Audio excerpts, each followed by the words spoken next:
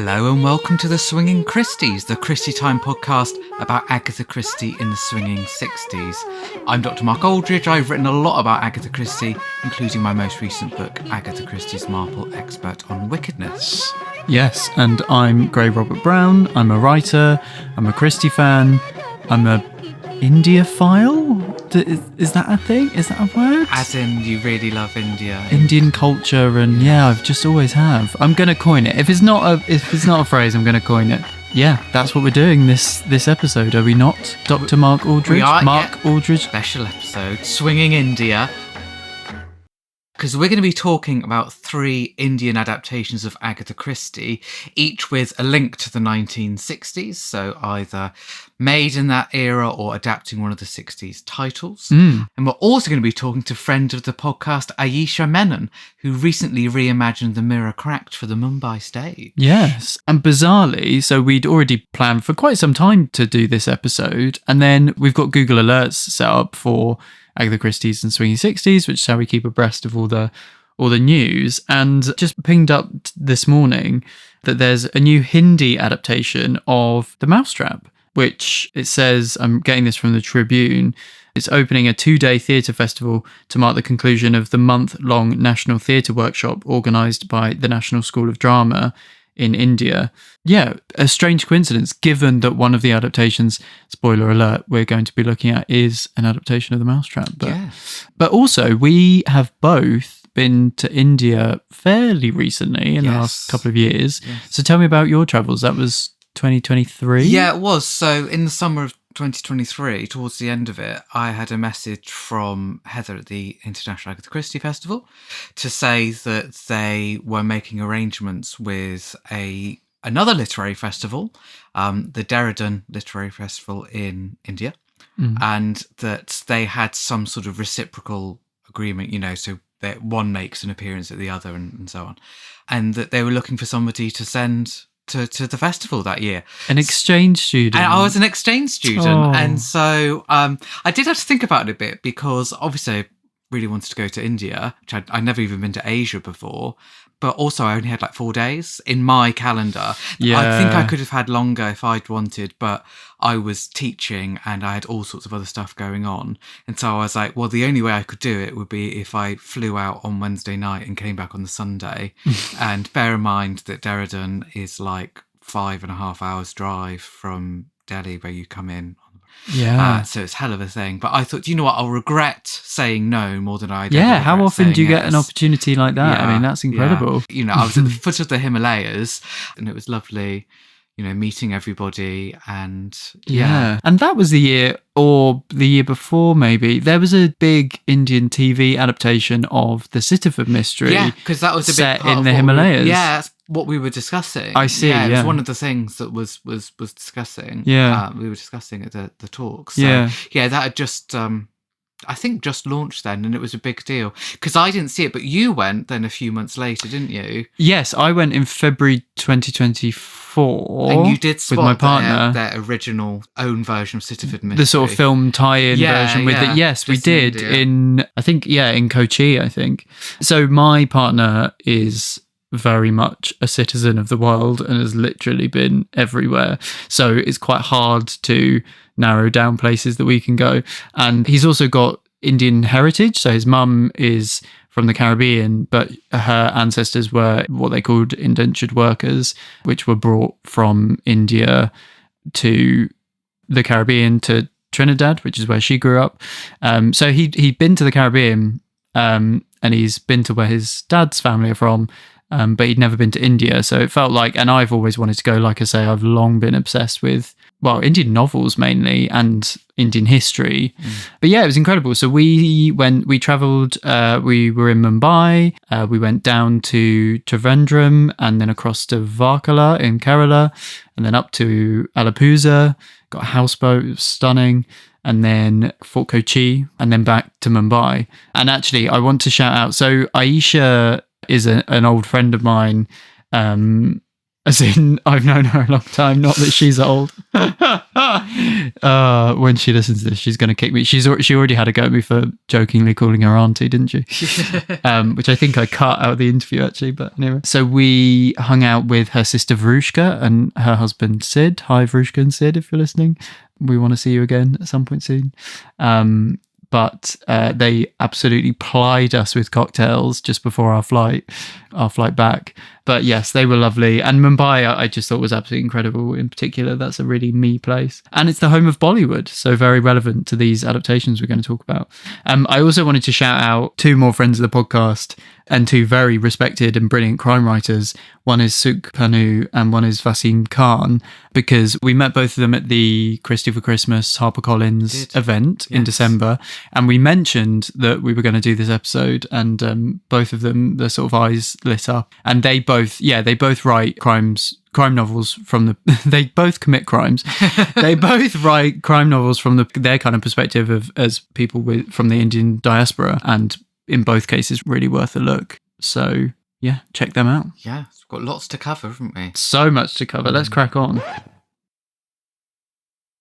So we already spoke at length about the 1960s Agatha Christie's and Empire in episode 7, but there are a few points of context that are worth flagging up and reminding people about. Yes. So in 1947, which is about a decade just over before our time frame begins, the British partitioned India into India and what is now called Pakistan, leading to immense unrest, mass migration and bloodshed.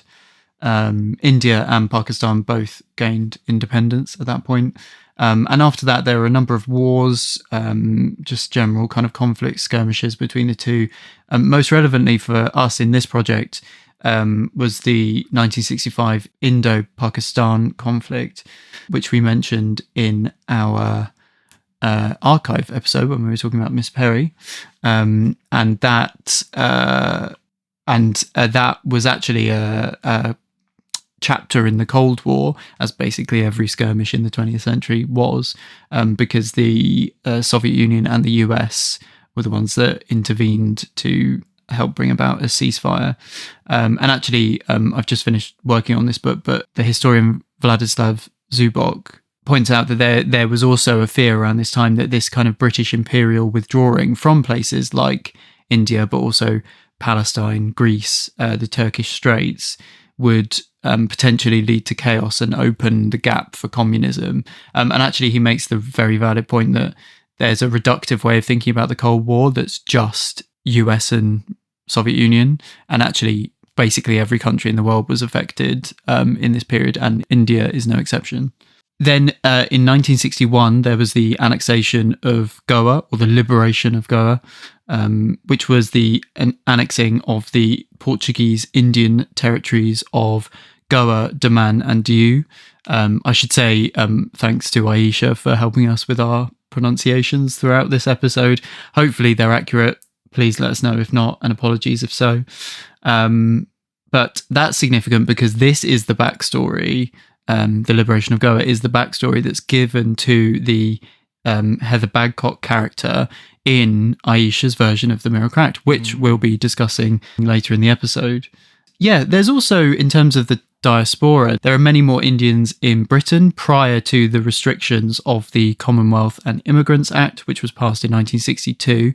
I'm getting this from Sandbrook. Take a drink. Really? It's been episodes. It's been a while, hasn't it? Yes. It's been a while. According to Steve Nicholson, the 60s was the decade in which we saw Indian curry houses popping up in the UK in a big way. So, it's a cultural exchange for sure at this time. We also spoke about Indian, specifically Buddhist and Hindu spiritualist ideas being popularised in the UK via the Beatles and the kind of amphetamines craze in the 60s. And that was in our drugs episode in episode 6. And in terms of Agatha Christie's personal context, we know she loved to travel. We know that she went to all sorts of places around the world, whether they were set up for tourists or somewhere exciting that she wanted to go to. Yeah. And in 1960, she did travel to India, which we've mentioned before, and we may well come back to. In Janet Morgan's biography, she says that early in 1960, Max and Agatha set off to India, Pakistan and Persia, now Iran. going first to Ceylon, now Sri Lanka, for a short holiday with Rosalind, Anthony and Matthew. Delicious bathing, nice quantity of ruins of Max and some lovely mountain scenery, Agatha wrote to Edmund Cork, her agent. She did not, however, manage to retain her anonymity. 2 rude photographers attempting to photograph me bathing were, I think, foiled by Rosalind and Matthew rushing between me on either side. I hope successfully, as it was a particularly ungainly attitude I was in at that moment. Practically a close-up of a big behind. I'll think about that a lot now. And a particularly ungainly attitude. Morgan also says that the Colombo Times described Agatha as a warm-hearted woman unspoilt by fame, but thank goodness, Agatha wrote to Cork, girlishly carefree from Mumbai. Fame hasn't caught up with me here. Max was amazed that Agatha survived the trip. Does sound like quite a big trip. We travelled about 3,000 miles right up to the Khyber Pass, looking at digs and museums and taking part in festive parties, which were even more stuffed with ideas than with food. Apparently, Max said, Agatha is very widely read in Pakistan, for at the most obscure places we had fans jumping on the train and hammering at the cabin doors to get a signature. Agatha mania, this sounds like. Everyone incredibly friendly, but any possible chance of privacy on our travels seems to have vanished. And then in late February, they flew from Kathmandu to Iran, where Agatha was apparently besieged again at the Park Hotel in Tehran, where 7 photographers congregated in the passage outside her bedroom door.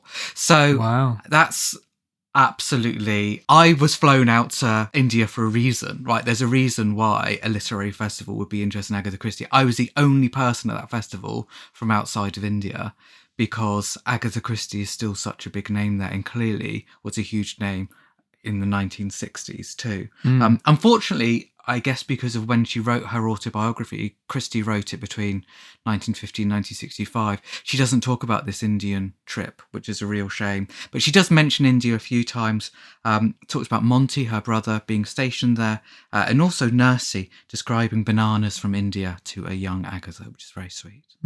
A few weeks after we recorded this episode, I was going through some Agatha Christie correspondence, and some of it was from the early 1960s and included things like letters about her trips. And I noticed that some of the stuff about India didn't seem to match up with what I was expecting. Agatha Christie, you may have heard me complain before, does not always date her letters of correspondence very well. The year often gets missed off. So it can be quite difficult to work out exactly when things happened. So many thanks to Joe at the Christie Archive Trust, which is the family archive, for looking into this for me. And he's checked Agatha Christie's passports and can confirm that actually Agatha and Max, her husband, were both in India early 1960, which is what we expected. But that seems to have been more of a sort of lecturing tour for Max, although they certainly did do some sightseeing. And Christie's passport is stamped the 2nd of February going into India, that's 1960. But she was probably around a little bit before that. And they actually went back in 1961, towards the end of 1961. That second trip seems to have been more of a sort of leisure trip, bit of sightseeing. Thank you to Joe for looking that up. And also thank you to Matthew Pritchard for giving us permission to reproduce on our social media channels a postcard that Christie sent back from that second trip, which is the postcard that made me go, October, that date doesn't seem to quite match what I was expecting. So thank you very much to Matthew Pritchard as well. Anyway, back to where you were.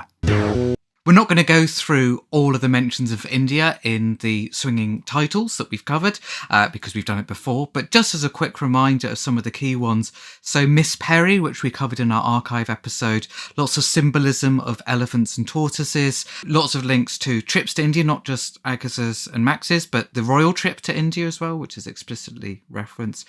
There are several mentions in Passenger to Frankfurt. There's a sari in The Pale Horse, which we talked about in the Empire episode. And in By the Pricking of My Thumbs, Sir Josiah Penn. We spoke at length about the old boar that Tommy is talking to in By the Pricking of My Thumbs, the sort of old colonial figure, Sir Josiah Penn. And just to give a bit of fleshing out to his character, we are also told that he was a young subaltern in India, which is the sort of reference that we get for a lot of these colonial characters, not just in the 60s books, but in many Christie stories, isn't it? Yeah. Chupi chupi Aashey, chupi chupi Aashey.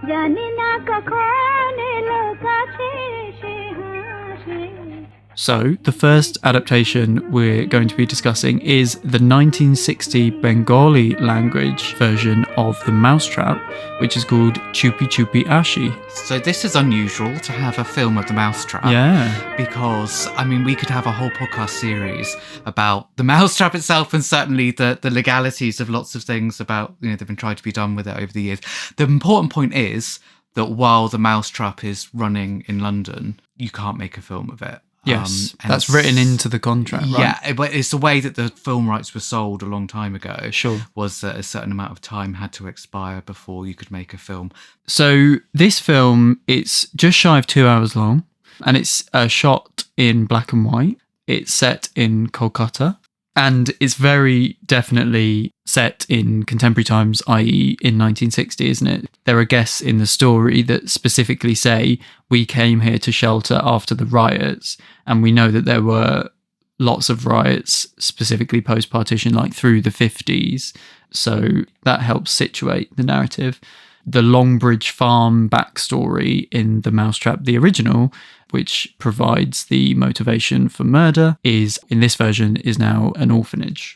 Friend of the podcast, Brad Friedman, has written a review of this title on his blog. And one of the things he found out, which I was interested by, is that the director of this piece is Pramendra Mitra, and Brad says he had a feel for this kind of material as he himself wrote about 50 detective stories, some of them featuring a poet sleuth. Oh, that's interesting. So yeah, ripe to adapt this kind of story. Yeah. I think that there's a real sense of it being a mystery and a bit spooky and scary even right at the beginning, isn't there? 'Cause yeah. We have an opening sequence which has a figure in silhouette that we're sort of following there. You said it's quite film noir. Yes. Yeah. And also, I mean, there's a really clever piece of direction where the mysterious figure, I think it's an illustration in the credits, and then it almost walks out of the credits and into the plot, and then we get this sinister, the figure kind of stalking the rainy streets of Kolkata. I thought it was interesting that we could pretty much see this figure at the beginning. You know it's a man, which I think is quite interesting. Yeah, one of the characters calls him Mr. Mr. You dropped your... Exactly, yeah. So that's quite interesting, again, playing up the sort of scary, spooky element more than the mystery. If it were a mystery, you do everything you can to hide absolutely everything. That's true. I hadn't thought of that. We've said a couple of times about how rarely Christie is specific about the gender of the killer before she absolutely has to be, and indeed sometimes she very deliberately hides it. But yeah, it's explicit in this version. Well, also it struck me that this whole opening sequence, which is the murder that kicks off before the events of everyone being in the house or hotel together. This is a sequence that's in the radio version and the BBC Live version. But cut from the play. Well, I think I'd have to go and double check my Julius Green, but I'm pretty sure that it was in and out in different drafts. I think that's right. And so this is something that's quite interesting, that I wonder whether they had a draft or whether they had a copy of the radio play script or something that they were working from. I think they probably had a copy of the stage version that had it, because I'm sure... I think the previews might have included it or something. Yeah, I'm sure that there was talk of the cast were going to be called upon to be passers-by. Yes. To give a sense of the streets. Yes. But I imagine one of the reasons they cut it was because the rest of it is so squarely set in Monkswell Manor in that particular room that it doesn't make sense to strike that set and do a... The radio serves the same function, doesn't it? It does, yeah, dramatically speaking, for sure. And it does work as a bit of a prologue. Oh, I think it works brilliantly. Yeah, I really liked it. I think it sets up and it gives you a sense of real danger right from the beginning, rather than just being, oh, something might happen. You're like, something has happened. Yeah. And now what's going to happen next? So in the Mousetrap, It's Three Blind Mice is the tune, right? That we hear whistled and that is a recurring motif. But in this version, we get a song called He Comes Stealthily, which apparently is from a musical. So we're told in the film, within the film, that it's a song that's recognised from a musical film. It's a fictional musical, but made up for the film. And that's, that we should say, that's the translation of Chupi Chupi Aashey. That's Silently He Comes. Silently He Comes, or Stealthily He Comes, yeah. Did you pick up, there are sort of electronic elements to that opening number, which felt really contemporary, but also, I mean, being the Doctor Who fan I'm immediately thinking of the Radiophonic Workshop. It has that slight sense of experimental sound, and it rises up before the kill about 7 minutes in. And the other piece of soundtrack that I wanted to flag, because this is not a musical, Chupi Chupi Aashey is sung a couple of times and it bookends it, but it's the only song that's present. But there is a sort of heartbeat style score towards the end, which really amps up the tension. And then we get to the hotel. It's the Kayaneshwari Health Resorts, we're told. Yes, instead of very nice, Monkswell Manor. Yeah, really relax, and hopefully not one of those health resorts that only makes you eat like asparagus. Oh God, that's got a lovely model too. I'd like to say that I thought that the model. I'm sure this is unintentional, but it looks exactly like. Do you remember the Mousetrap branding used to have a picture of Monkswell Manor? It was sort of midnight blue. Yes, and it used to have a picture of it at the bottom and the old logo. It looked exactly like that. I thought it was very, and I did a quick Google and a side by side, and they did look very similar. Oh, nice. And we're told explicitly that it's got electricity and a telephone line, which I thought was on the nose, given that a big plot point will become the fact that the telephone line's been cut. So interestingly, unlike the Indian Sittaford mystery, which translates snow for snow, and it's very easy to do that because we're in the Himalayas, here in monsoon season, they've translated the snow and the snowed in aspect of the Mousetrap into flooding, which I thought worked impeccably. Really well. I really liked that. Yeah, I did as well. It also made the whole thing feel there's something a bit more dangerous about the weather's changing so quickly. Yeah. The water keeps coming. Whereas with snow, it's a bit more, oh, that's a nuisance. You know, you can't get out for a pain. But with that, there's like a bit of a fear of creeping water, isn't there? I feel that it rises and rises. You know, it provides the exact same function. A character at one point says, would it be possible for the murderer to come here in these present weather conditions? And another character replies, well, he may already be here, which of course is exactly the same as the original. I feel like there was some model work in the water, like using water as a practical effect, but there was also practical water on set. There really was, which is really hard to do. I was with that. Yeah, and really atmospheric. There's one shot in particular where a character, one of the female characters, opens the shutters, and there's, I mean, it's been sort of CSO'd in, but a shot of running water past, and again, it's frightening. Yes. And then in the climax, not to give anything away, but there are actual kind of water stunts. Although, funnily enough, the landscape of that for me gave me a bit more, and then there were none than the Mousetrap. I agree. I felt the same. But it's beautifully shot.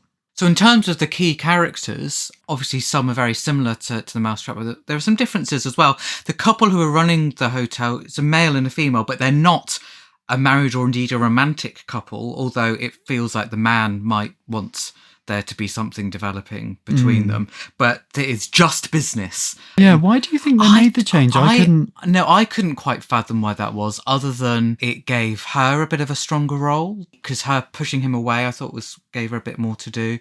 But someone let us know if they think there's a particular reason why they couldn't have been a married couple. Yeah, would it have been seen as inappropriate to run a business with your wife in a way that it isn't here? Yeah. It wouldn't have been here. Or whether there wouldn't have been equality in that relationship. Because I half expected there to be a runner of often what is inserted into these stories, romantic subplots that maybe were there or maybe were sort of there and not quite. But I wondered if it was going to be them coming to, if the film was going to end with them together. Me too. But it did not. No. So one of the things I was interested to see going into this adaptation was how camp is Christopher Wren going to be? Because Christopher Wren is famously a camp character. Actually, I was speaking to someone recently about him. I think it was Paul Baker who has written Camp, which I've shouted out on another episode. He's seen the Mousetrap many times for many years, and he thinks that Christopher Wren has become more and more overtly queer-coded, whereas it used to be, do you get this reference? Now it's very open, which probably reflects the way that we talk about LGBTQ plus matters in society currently. But in a different society with different attitudes, and many years ago, I wondered what that would be like. So we have the character Madhusudan Dutta.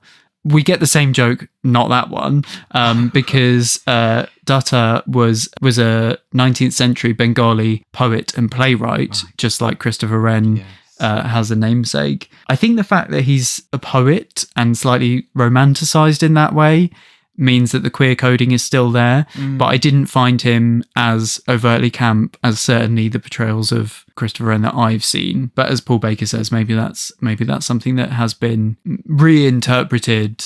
It's the difference between camp and campy, isn't it, that we've talked about before. And I felt that the Mrs. Boyle character was given even more prominence in this than in the play version. Just because I feel like when you watch the film, this version, she's given so much to it, and she's given such emphasis from the very beginning. This is Mrs. Dar, and she wants tea 4 times a day, starting at 5 a.m. And I was thinking, I don't even know if that's meant to be a joke or not. I assume that we're supposed to think that's being really, really pushy. So then I thought, maybe people do have tea at 5 a.m. And now I'm sat here, I'm like, hi, Hannah, if you're listening, my sister. I think my sister has. I mean, she gets up at stupid o'clock to walk the dogs, and she does incessantly drink tea. I think my sister has tea 4 times a day starting at 5 a.m. There you go. If anyone else does, do write in. I don't know if that's that unreasonable, really. And you pointed out that Mrs. Dar doesn't actually die until an hour and a half in. Oh my goodness. Which means that it makes sense that it's weighted more slightly in her favour, because in the play she dies at the end of Act 1, which proportionately speaking would have been earlier in this film. Yeah. But also, in terms of the pace of it, that's very different to move towards, okay, end of Act 1, I understand we're getting into the murderous element now, the newest murderous element. Whereas if you're just in one film, then it feels like you spent a lot of time waiting to see which of these people are going to die and what the ongoing threat might then end up being. Yeah. Because one thing that might be an ongoing threat in this new version is the ghost, of course.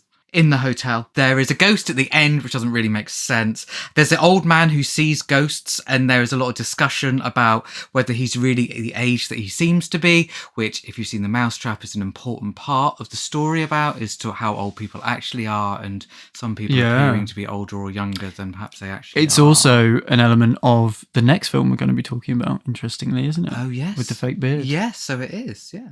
I don't know if I'm particularly on notice about this, because you asked me a question about this not very long ago, because a friend of yours had gone to see The Mousetrap, and they'd asked, did I miss something? Or was it just a big coincidence that lots of people linked to this orphanage happened to be at the house or the hotel? Yeah. And I was like, I think it's just coincidence. And I think in this film, you can feel the coincidence even more. I don't know what it is, or whether that's again just me really noticing it, but when you get to the ending and everyone's sort of got something to say about it, I was a bit like, you do need a little bit of a reason, which is why in something like And Then There Were None, there is a rationale for why everyone's on that island, because they've all got one person. They've been curated. Yes. That's a good way to think about it. They've been curated. Thank you. Sometimes I'm good with words. Who knew?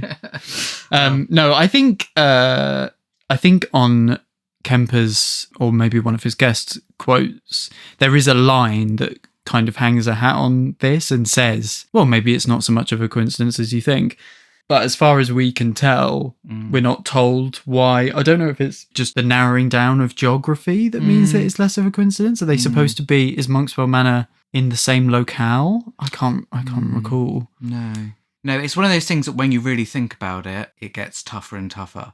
But the point is, you don't have to really think about it because you're swept along by it. Yes, and yeah, if we, as we're fond of saying, if we wanted to do something about the coincidences in Agatha Christie's, then that podcast series would be very long indeed.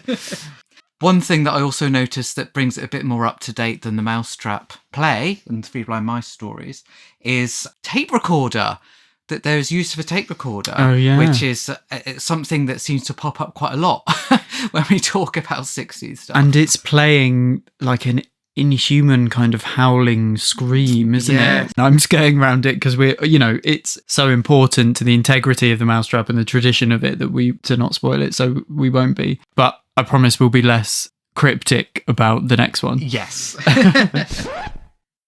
Gumnaam hai koi,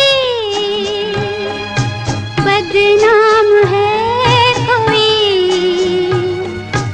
kisko khabar kaun hai wo, anjaan hai koi.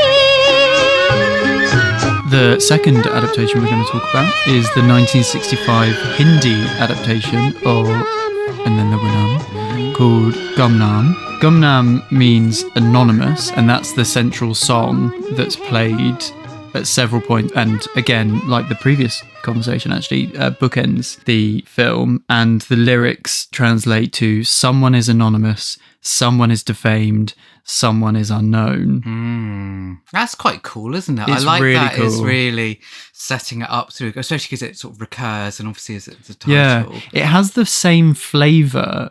Even though it's a very different title, it has the same flavour as And Then There Were None somehow. I wonder if it's because of UN Owen.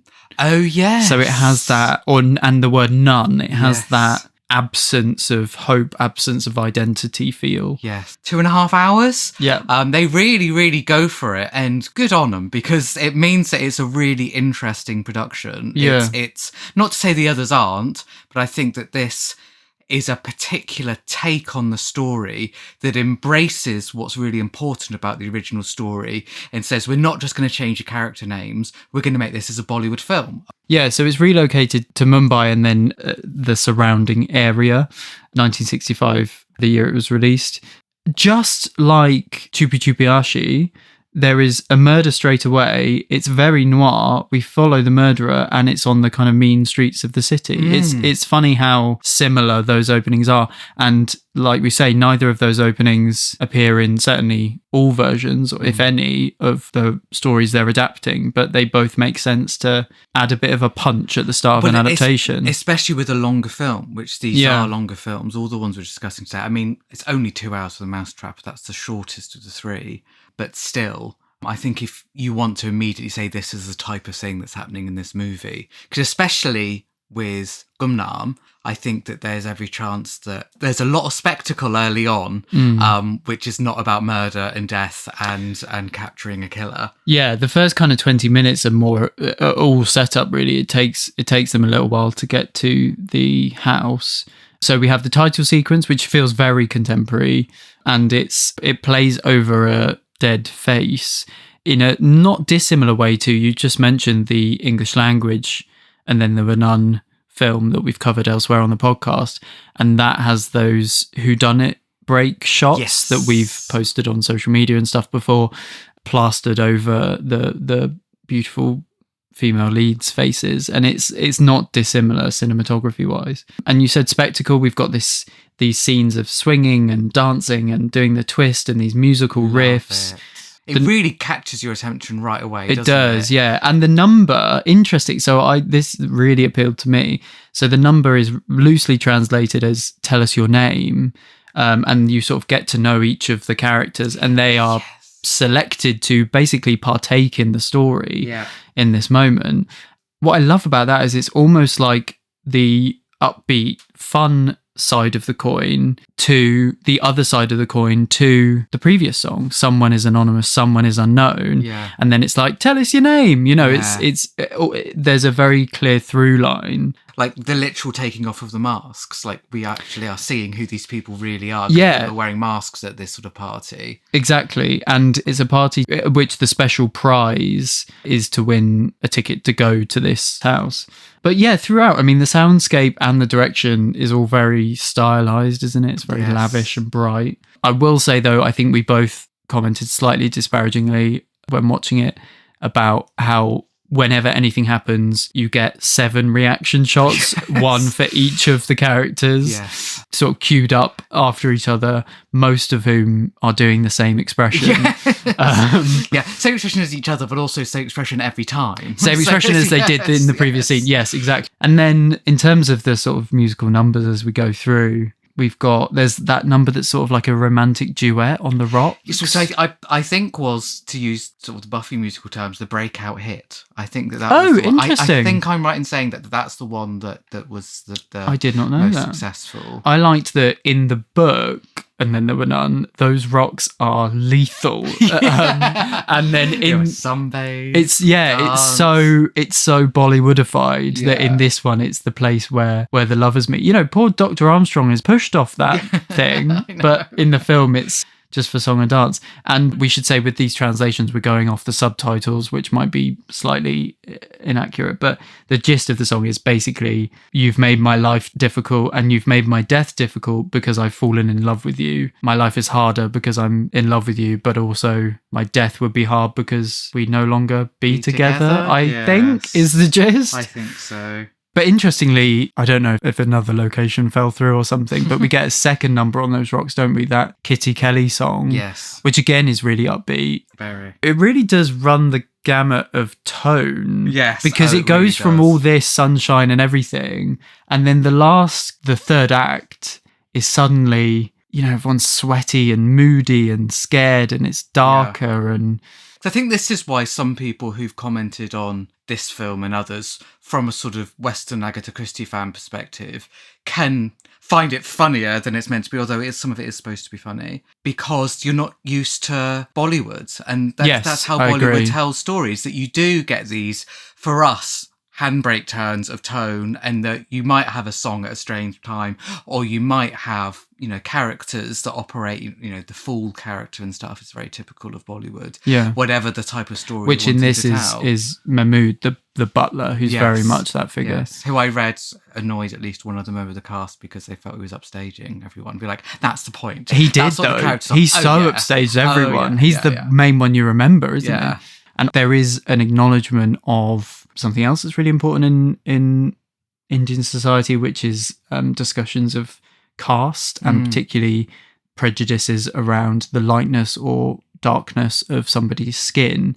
And I think the butler actor and character is of darker pigment than some of the other characters. And in fact, that's in the script. Yes. At one point someone says, I'm quoting to him, "Shut up, you dark fellow." And when he has his own number, he kind of, it's quite nice actually, he kind of reclaims it, doesn't he? Yes. He's like, what if I am dark? I'm a lover. Yes. I'm this, I'm that. But yeah, you're right. Exactly. I definitely think that's a westernized perspective. And I think the point is that it's full-bloodedly going for everything, isn't it? Like if it's funny, it's really funny. If it's dark, it's really dark. And actually you've sort of just got to go with it. That's kind of the point. You know, I've written in our notes, lusty, sexy rain song. There's that. Need say no more. Exactly. What can I say? Covering all bases, these songs.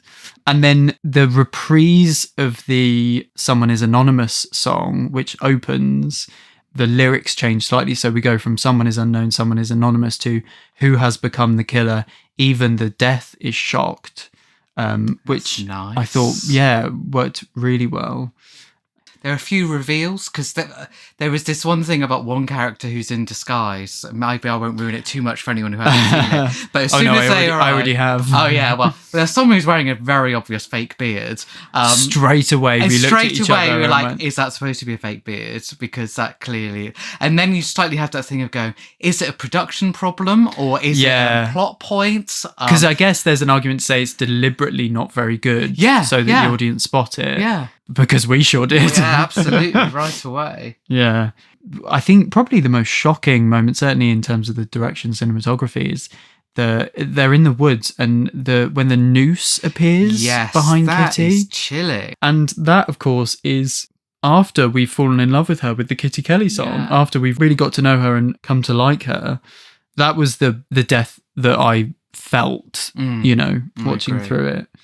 And then at the end, one of the things that I think is really clever and acts as quite a cathartic, almost palate cleansing moment is that the main song, Gumnaam, is reprised. Someone is unknown, someone is defamed, but subverted and made cheery as they sort of fly off into the sunset. It's a slightly Scooby-Doo ending, isn't it? Like we all I love finish it. with a joke. Oh yeah, it's great. And can't help but notice that more people survive this film than most versions of so many.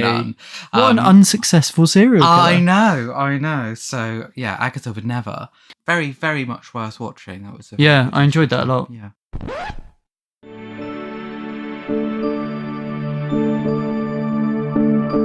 The third adaptation we're going to talk about was not made in the 60s, but it's an adaptation of a 60s book.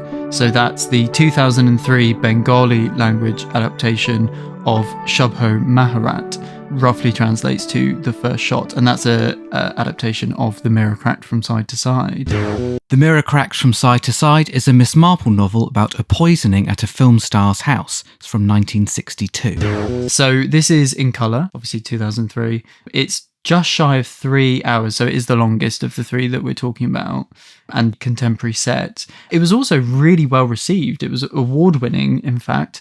It won 2 National Film Awards, one for Best Feature Film in Bengali, and Reki Golzar won for Best Supporting Actress.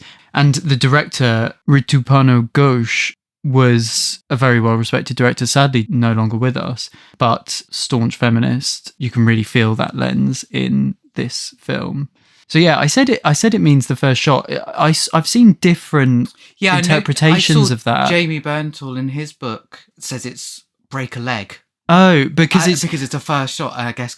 I guess there's lots of meaning behind what that means. So basically, you're about to start something. It's where the film starts, which is the moment the film comes together. Yeah. But also, I think shot or shoot has obviously the double meaning with gun, murder, death. Yeah.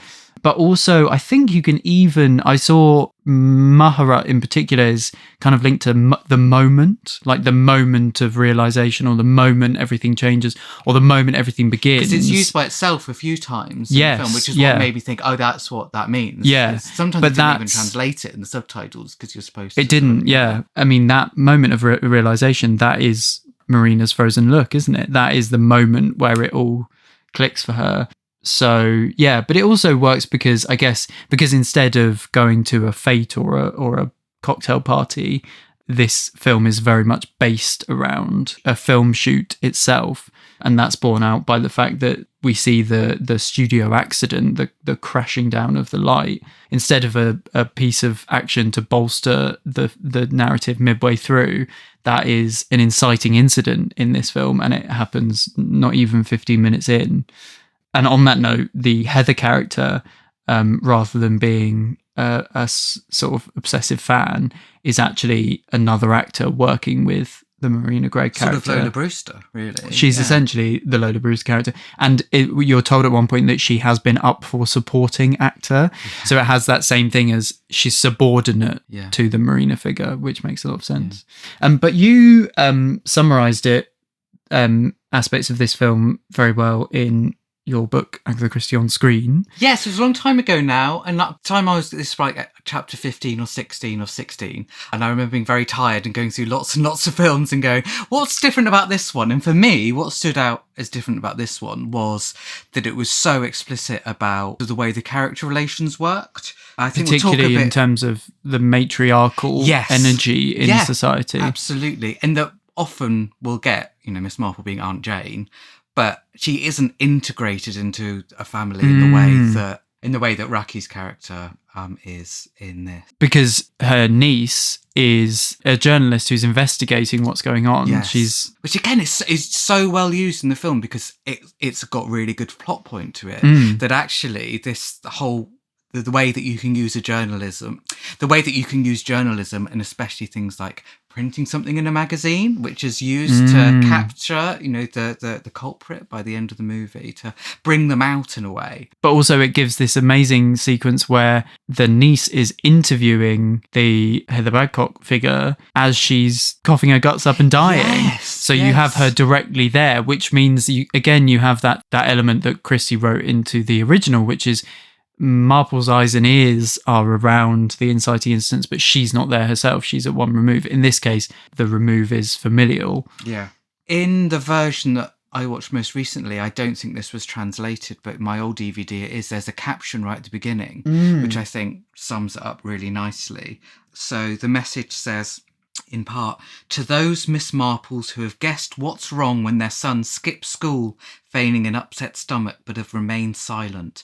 To those Miss Marples who have guessed what's wrong when their daughters return from their in-laws with blotchy eyes, but have remained silent. Aww. So it's about, it's dedicated. It's a tribute, to, older women in particular, especially matriarchal figures, which is important in Miss Marple's world, but also important, I think, more so in Indian society than in British society. Yeah, and we'll come back to that when we speak to Ayeesha. But yeah, we have a lassie, not a daiquiri. Although I've got to be honest, it doesn't look like a lassie. It looks like a Coca-Cola. I don't know what a lassie is. It's like a milky... And I checked this with Ayeesha because I was like, in my head, a lassie, like a mango lassie or something, it's kind of milkshakey. Okay. And so when I saw it look black on the version of the film that I watched, and I was like, is it just a catch-all term for any cold drink? Yeah. But she assures me not. But anyway, but that's what's dropped. And there is an emphasis on the smashed glass. Yes. And throughout you get, in fact, in a very pivotal point at the end, you get Marina looking into her compact. You get the Jason Rudd figure looking into the mirror while he's shaving. You get smashed glass and mirrors threaded throughout. And it's funny because even though the title is no longer The Mirror Cracked, it's interesting how often mirrors and glass are interwoven, specifically actually in adaptations of Christie's that have mirror in the title, the irony being that Christie famously never really makes good on her promise of mirrors whenever she features them in titles, because of course there is no literal mirror in the original book of The Mirror Cracked. But at that moment when the lassie is dropped, the pivotal moment, the frozen look, there are some lines of dialogue. Everybody applauds and someone says, why did everyone clap? And the director says, it's a superstition of the industry. But of course, that's how she'll die. Yeah. So it feels like they're applauding what's just happened. Yes. There's a real... And we as Christie fans know that. Knowing the story coming to it, we know that they're applauding at the point at which she's just ingested poison. Yeah. Which makes it even more powerful, I think. In terms of the characters and their backgrounds, I was saying that it's basically Lola Brewster who ends up being murdered rather than Heather because she takes on that role. Yes. Well, it's a mix of both their characters. A mix of both of them, yeah. And she's a semi-retired actor who's now been coaxed out of retirement for this film. But what was interesting is that just like everyone in Hollywood and fashionable people are using Carmo in The Mirror Cracked, she is also a drug user, but rather than the sort of respectable face of drug use, I guess, or the publicly respectable face of using Carmo, using prescription, she has been an addict. She's been... it's very explicit about that, there's a lot of discussion about how her drug use has been very, very problematic, which is so different to really sort of, everyone uses it, Carmo way that's discussed in the novel.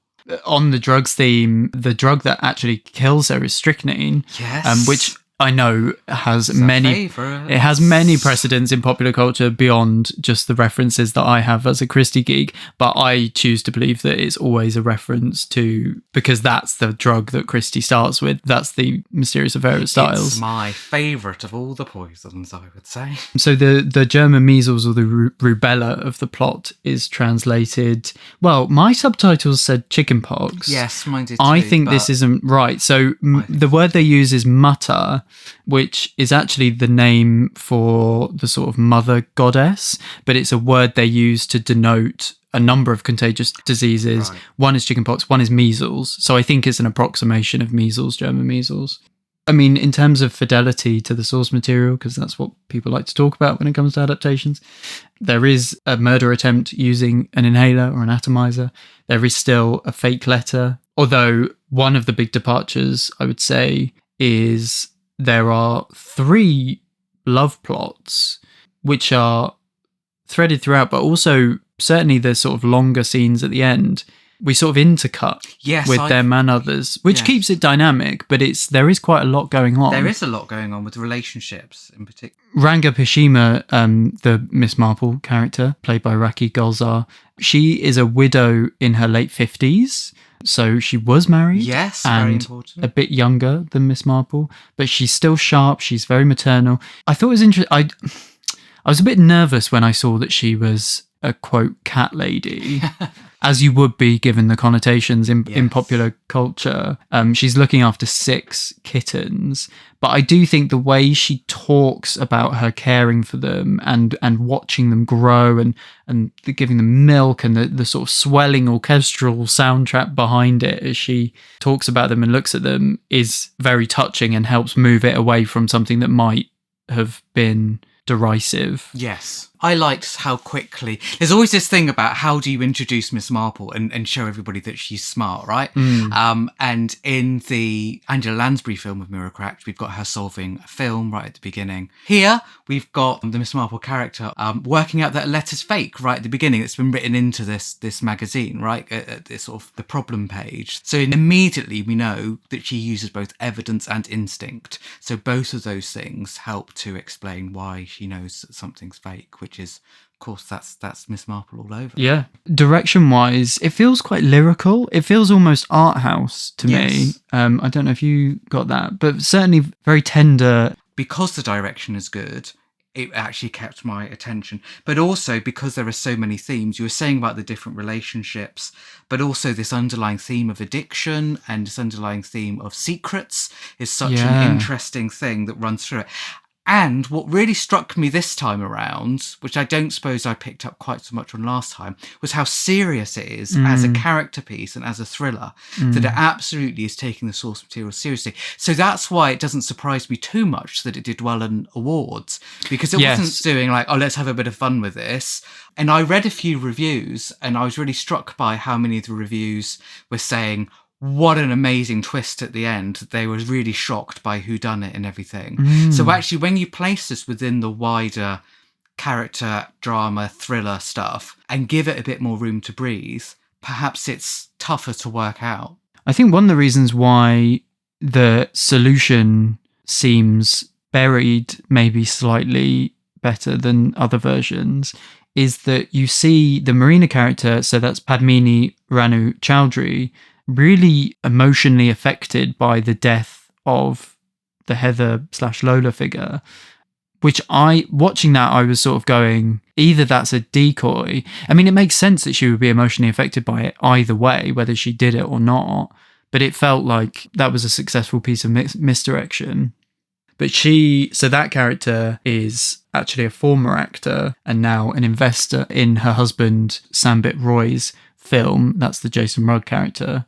And yeah, there is this scene in particular, Padmini saying, do you not feel bad that a person you knew is no more? And he's kind of shaving in the mirror. And Sambit says, I don't feel bad for people who ruin themselves. Also in this scene, one of them says, quote, there are no ordinary fans, which feels like that could be about Heather Babcock, essentially, couldn't it? But that is very much a central idea within the Mirror Cracked. Yeah. I think the thing that will stay with me from watching this film again, that I've thought about a lot since, is, I call it the final scene, but actually it's a set of scenes taking place over about the last half hour of the film, where we finally get our sort of showdown, I guess, between Ranga Pashima, so our Miss Marple figure, and our Padmini, who's our Marina type figure. So basically, when all the truth comes out. And I thought it was such a wonderful opportunity to have 2 slightly older actors, female actors, sit down and play out a real gamut of emotions, to really tell their, show us their characters, show us their strengths, talk about so much. And there's this little sort of lace of danger because we know that the Marina characters brought these sort of cookies or these sweets, she calls them. Sweets. Poisoned. And is she going to get Miss Marple to eat They one? keep sort of looking at them or foregrounding them. They both know. They both have a really good idea as to what's going on here. Yeah. And there is this thing where actually the Miss Marple figure may have let her get away with it. And that says, well, I've been a fan. You've gone through terrible things. And that there is a real look between them. But the Marina figure, Padmini, she knows that that's not going to actually work. And so there's a real look exchange between them at the end, as she takes those poison sweets away with her. That we know what's going to happen now. But I thought that was really interesting.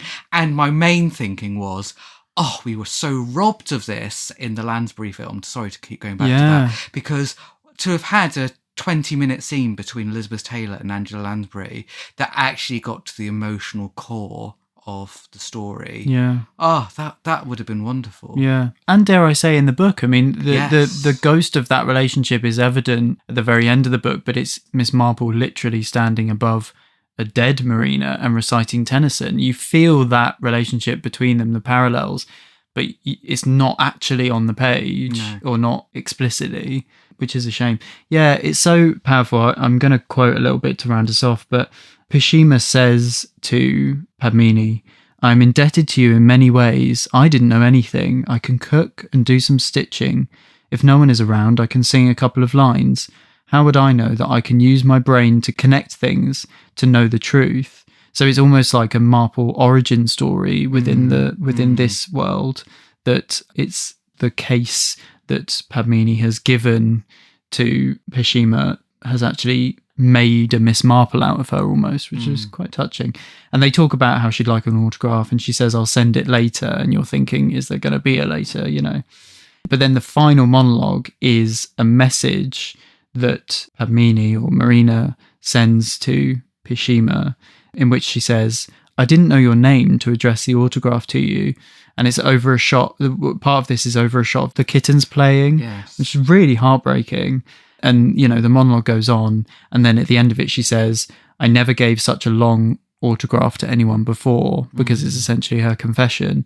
And we hear Pishima or Miss Marple saying she won't publish the letter with her niece, i.e. she won't make her confession public. She won't finger her as the murderer. It's really powerful.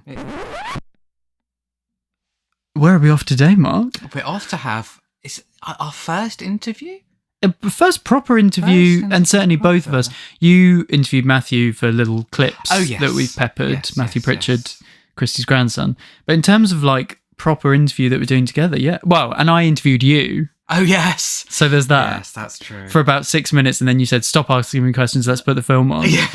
But yes, first proper interview, Ayeesha Menon. So I've known Ayeesha. We met working on radio drama. I've known her for about 7 years now, I think. So she is a brilliant writer, director, producer, actor, you name it. She has a company with her husband called Gold Hawk Productions with John Dryden, who's also brilliant and lovely. And she's fantastic. She wrote the very well-received Radio 4 adaptation of Midnight's Children, which was everywhere a few years ago. And she's done many Dickens and Hardy's and adaptations and her own stuff and all sorts, thrillers, crime stories, you name it. I actually reached out to her because I thought she would be interested in talking about these films. She had seen Gumnaam and she did have a few thoughts on it. She hadn't seen the other two. And then she went, "But you do know that I've done a version of Mirror Cracked, right?" And I was like, "What?" And she was like, "Yeah, I'm sure we would have talked about this at the time." Famously, my memory is brilliant. So I'd love to say that this all came together through grand design on my part, but actually it is luck of the draw, because basically the Rachel Wagstaff stage adaptation of The Mirror Cracked that we saw with Susie Blake playing Miss Marple a few years ago, and indeed we saw an Amdram version of it in London last week, directed by a friend of the podcast, Dan. Ayeesha was enlisted to write a version for Indian audiences for the Jamshed Baba Theatre in Mumbai in 2020, and that's going to be the main topic of our discussion now. We've got a train to catch to Winchester, have we not? We do. Hi Ayeesha. Hello. Thanks for joining us, or thanks for having us, more specifically. You are welcome. Go on, tell us, what's your relationship with Agatha Christie first and foremost? I've always loved a murder mystery, a whodunit. I used to read Nancy Drew case files when I was younger, which are fabulous, young lady solving crimes. And I was addicted to them. So my uncle said, I think you could do a bit better. So when I was about 12, he gave me And Then There Were None. And it was pretty life-changing for me, I have to say. Because, the whole idea of a red herring, which I proceeded to use a lot in my writing. It first hit me that what a brilliant thing that was. And she's always been around. Actually, in India, when I went to university and I did English literature, we were all reading Tennyson and Dickens and all of that. So it's not so good writing is good writing, and it sort of works anywhere, I think. Yeah. And so, would you say, in your experience, that Christie is widely read in India, as widely read as here, or very much so? Yeah, very much so. It's I think probably even more sometimes. I think when I used to talk to my university friends about Dickens and Christie and everything, they seem to know. I mean, we'd be able to talk on the same level, but not so many people. So, and then there were none was the first, the gateway drug, and then what? So, and you just sort of went on from there. Yeah. Then I read. It was, I think, Murder on the Orient Express, probably. Oh, you started out with the classic. The classic. I always find that interesting. Sometimes people be like, "Oh, the first Christie I read was like." I think after the funeral or something. Yeah, it's just like a completely random, but you like went fully for I think it's because it was a recommendation, and recommendations often are, the most popular ones. Yeah. But then I went, off kilter, and then so she's always stayed with me, I think, and has very much influenced my writing. Yeah. Now, well, you can see that. I mean, we met working on your excellent thriller Into the Maze, and that, although it was more of a thriller than a whodunit, but it was tightly plotted and clued in the sort of psychological motivations. I can certainly see the influence of Christie in your writing. Yeah, and there's Undercover Mumbai, which is on our feed. Which was my Indian police officer, and she solves a crime every 15-minute episodes. And every 15 minutes. I mean, she solves a crime every 15 minutes. You could set your clock by her. But also nothing like that. Yeah. One of the other aspects of your writing, which I very much admire, is the way you've remixed classics, specifically Dickens and I want to say Hardy and writers like that, for radio before, and you very much reimagine and remix, and that, I mean, is something that, as we've discussed in previous episodes, that's something Christie was interested in as well. So maybe you have more of an affiliation with her than we even thought. Yeah, I've been writing adaptations of adaptations of adaptations. That's what I do. I've done a lot of adaptations that have been set in, India, Syria, whatever, the various different ones of Dickens and all the stuff that I love. But Dickens, of course, works in India because the Dickens of that day could be India today, with children sleeping, on the streets and people cheating each other and everything. It just works. Dickens works in today's India. But Agatha Christie would work as well because she's just such a fantastic storyteller. So that when you structure something so beautifully, it could work anywhere, I guess. You're talking yourself into some commissions here. So you told me before you've seen Gumnaam. Yeah. But not the other two adaptations that we discussed. No. But what's your take on that? Did you watch it as a youngster? Yeah, I did. I watched it as a young girl. And I'd already read And Then There Were None. I had no idea that that's what I was watching. And I kept thinking, this seems vaguely familiar. But of course, disguised and interrupted by lots of Bollywood singing, lots of melodrama, all the looks they give each other and the crazy sort of background music. Yeah. You said like the slapstick. Like there's one character in particular that's very comedic. But that's what the movies of the 60s were like in India. There had to be slapstick, they had to cover all territory. Slapstick humor, music, big fights. They had to have big kind of... Oh, yes, we've got those as well, yeah. Dishum. The noise of the fighting had to be really intense. So it's padded with all these things that make 60s Bollywood that I didn't even realize it was Agatha Christie till much later. And I thought, oh, right. But there's a lot of stuff from the 60s that was adapted from existing murder mysteries. Yeah. Well, I guess even though... And Then There Were None, the original, is so tonally different from what they made it into in this adaptation. It does kind of work. I mean, it does work, it's very much a legitimate other version of it, sure. I think we found. Even the weird guys like smoking cigars in suit and everything, it does work. Yeah. It's actually quite realistic. Yeah.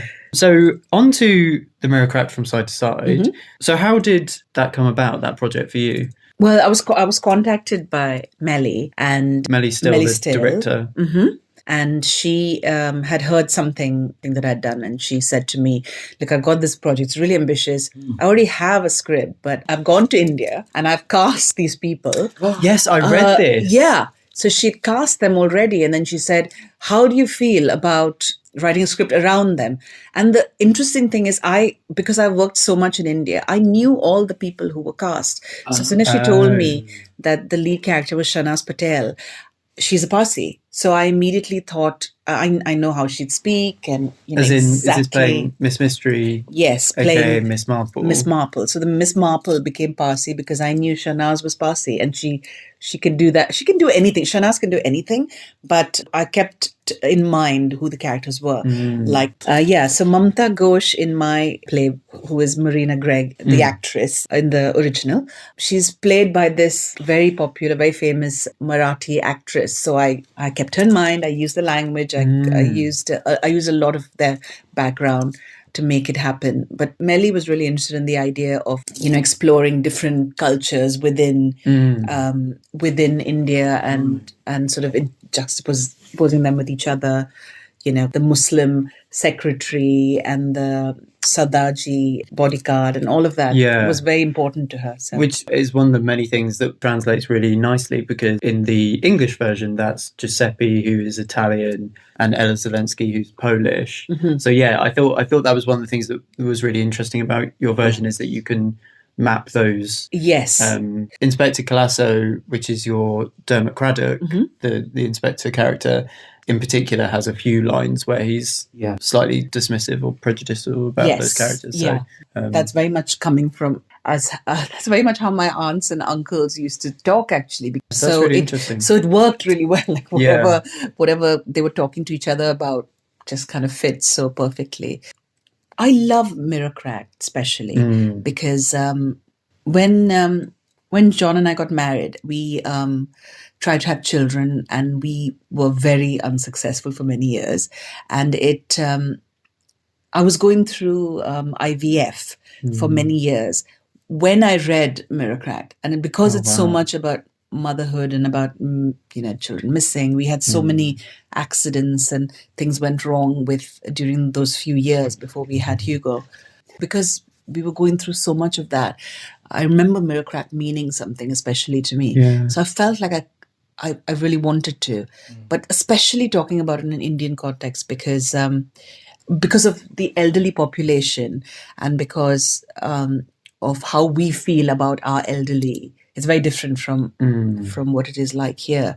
I thought that so it was two things. It was motherhood, children, and it was my parents that I was thinking about, and I thought I couldn't say no to it, really. That's really beautiful. I mean, it is obviously that kind of spine of the story is evident in Christie's original, but I think that's something that Rachel Wagstaff's version did draw out in particular, so I can see why that would have appealed to you. And as soon as I read the script, actually, that's what it was. There's a line that you retain, which when we were watching it the other day, I thought, God, that really is the heart of the story, which is Miss Marple saying to Marina Gregg, no children, it's strange, isn't it, how the world makes you feel as if you failed in some way. And it does feel like the various sort of female characters that pivot around that all have different takes on it in different lives. And to connect that to Miss Marple, I mean, that was very important to us, that sort of meant something to her personally. So they had, that shared feeling that, and, when you have, and we were going through that period where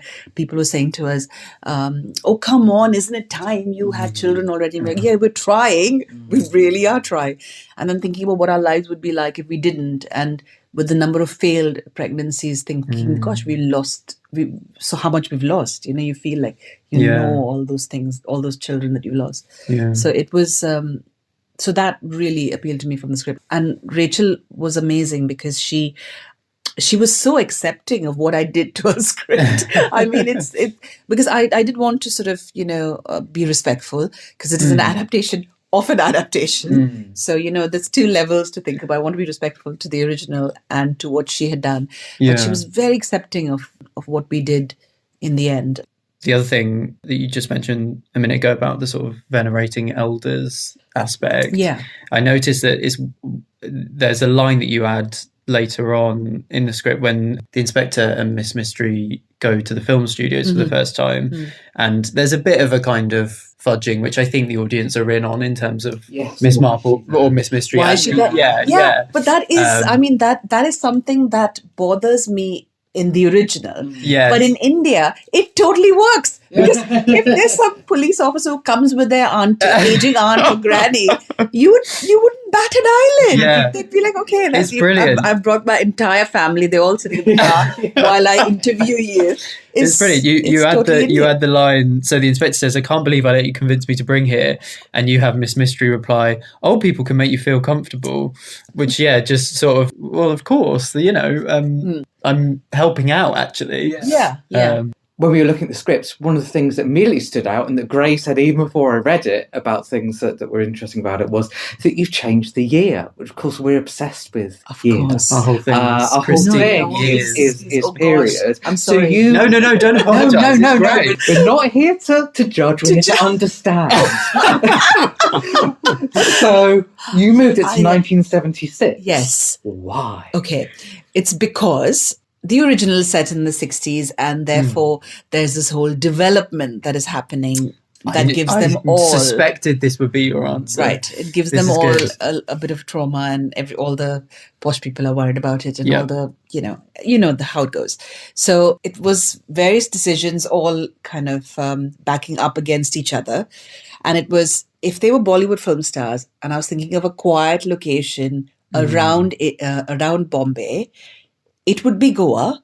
If it was Goa, preferably it would be within the Catholic community because I could feel it there. Yeah, and you're writing partly from your experience. Yeah. then. And therefore, the time in which Goa felt the most change was in the 70s. So not the 60s, but the 70s were really important in Goa because that's when the hippies came in and the drugs came in, and all the residents of these really quiet little hamlets in Goa were thinking, what is going on? There are nude people on my beach. Yeah. And Which is basically a line that you give to Dolly, actually, which is just great. it is shocking. It was shocking, but it still is because I have an uncle who lives in Goa, and they live in the part where it's not touristy. When you go to the touristy part, it's like it's the 60s all over again. Have you been? You've been to Goa, haven't you? No, we were gonna do Goa, but we ended up doing Kerala instead. Oh, We didn't have time for Goa. Well, you went mature. You should Well, have this is it. I totally think got to Goa. I think probably you said to me, Kerala is kind of what Goa used to be like, whereas Goa is a bit Yes, that's true. over touristy now. That's true. Yeah. So I mean, Goa's great, but I can imagine. Can you imagine being a resident in a place like that, and suddenly it's it's taken over. People. Yeah, it was. I did suspect that would be your answer, and it does map the tensions, like you say, the sort of class tensions or societal tensions very directly. And it's also a great bit of comedy to have characters like the inspector and like Dolly sort of going, oh my God, they're nude, and there are stalls, and they're selling God knows what, and they're taking drugs, and all of that, as we know, very in keeping with what Christie was concerned with in her 60s books. So I wondered as well, was there Hilda's backstory? So your Heather character, Yeah. she talks about the, quote, liberation of Goa. Yes. And that for the timeline of when she met Marina, that makes the 70s make sense as well. I wondered if that was something else that you... Yeah. I had to find all these real events. But interestingly, you didn't have to change all of them, because I also noted one that you were able to keep the same was in Rachel Wagstaff's version. There's that whole backstory about Miss Marple's lost love, Lawrence, who is shot for cowardice in the First World War. Yeah. And you mapped that pretty directly still on to the First World War. That was Absolutely, quite in easy India. to... But my grandfather was in the army, and he was a colonel in the army, and so I know that world. The film they're shooting in your version of the script is in Hindi, although obviously the play is in English. Yes. So talk us about why you make that choice. Is that simply because plays generally would be in English? In Mumbai, in that scene? Yes, that sort of play. I mean, an Agatha Christie play would definitely. No, they've done versions actually in Hindi. They have done it, but it's the kind of audience that Melly Still was writing the play for. They're different sort of audiences. Okay, sure. I'm not writing, but directing the play for. It's so for what she was doing and for the actors that she chose and the kind of theatre she was playing in, those plays would be in English. But movies are mostly in Hindi. There are some English movies made with Indian actors, but mainly movies would be in Hindi. I thought it'd be actually quite nice to have the juxtaposition. Yes. Yeah. And also, that's how we talk in India. We sometimes break off mid-sentence. Oh, I know. Yeah. Into Hindi or Bengali or whatever. That worked really well. The scattered sort of. We added more actually. Oh, really? They're all coming from different backgrounds because that's the way I grew up. My father's from Kerala and my mother is from Mumbai. But when they met, they spoke to each other in English, and then so both their families spoke to us in English. So we grew up, my sister and I, not actually learning either of the languages because no one spoke to us in Marathi or in Malayalam. I see, so it's everybody else's fault. It's totally. This is what I take to therapy. Brilliant. We wanted to talk a bit more about a few other aspects of the play that seem to translate quite easily. So, yeah, you kind of mentioned, but we have the kind of sleepy Goan village and Braganza Mansion instead of St Mary Mead and Gossington Hall. We can let Dog in. This is a running theme on our podcast. Oh, it's true. Desperate. Yes, Join us. in the archive episode, there's a lovely. Hello. Hello, darling. You should do a dog special. Hi. Yes. Well, the All About Agatha that I was telling you about before, they have Kemper has recently done a special about the dogs in Agatha Christie. Oh, right. The title of which is Woof: The Dogs of Agatha Christie. Do check it out. Available at all major podcasters. That's so funny. Oh. Hey. Hey. Okay, so there's Marina's dress, which famously the drink is spilled on, is now her sari. Her sari, yeah. Obviously, like Hollywood and Bollywood, the translation works quite seamlessly, I think, in terms of... I think so, yeah. I mean, I remember a long conversation during the writing process where everyone was like, does that make sense for a Bollywood actress to have so many husbands? And we discussed it to death because we were like, I don't know, I think they did. Yeah. I think they did actually, but maybe not more than 2. So I can't even remember what happens in the I can't remember what we decided on. I think it says because 2. I think 2. But I thought 2 was original. It's 5. 5, I think. Yeah. With Elizabeth Taylor or something, I can totally see that. You know, but that's so interesting. But in India, no. So in the original, well, in both versions, so when Dolly is talking about the changes they've made to her former home, in your version, she says they can be very uncouth, those Bombay Wallers. Oh, did I tell you they've added 6 more bathrooms?